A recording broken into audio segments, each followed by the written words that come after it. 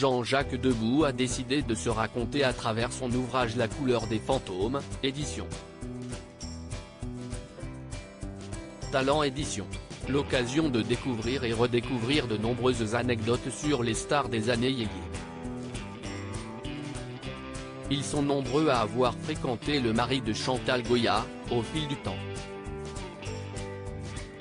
L'auteur-compositeur rapporte ainsi quelques folles anecdotes qu'il a vécues avec de nombreuses personnalités, de Sylvie Vartan, et leur étonnante brouille, à Grishka Bogdanov, qui a aimé la même femme que lui, mais aussi Johnny Hallyday et Serge Gainsbourg.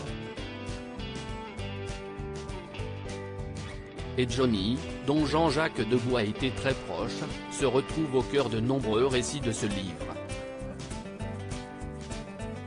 Notamment lorsqu'il était en couple avec Sylvie Vartan, avec laquelle il a eu David Hallyday.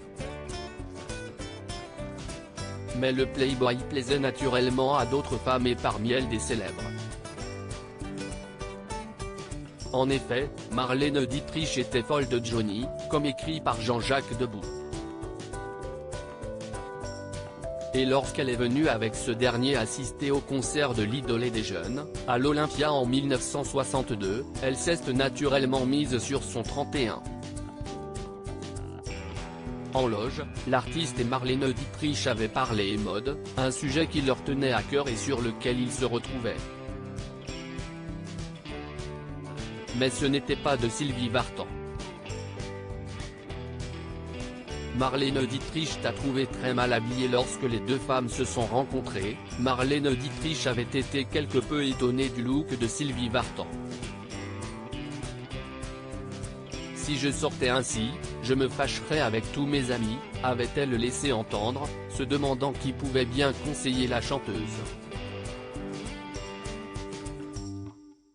Et Johnny n'avait pas manqué de faire savoir à sa compagne, les critiques de l'actrice germano-américaine. Tu sais, Sylvie, Marlène Dietrich t'a trouvé très mal habillée, lui a-t-il fait savoir. Quelque temps plus tard, les deux femmes se retrouvaient à un dîner. Et Jean-Jacques Debout qui y était lui aussi présent se souvient que Sylvie Vartan était alors très désagréable avec celle-ci. Et Johnny n'avait pas manqué de l'engueuler.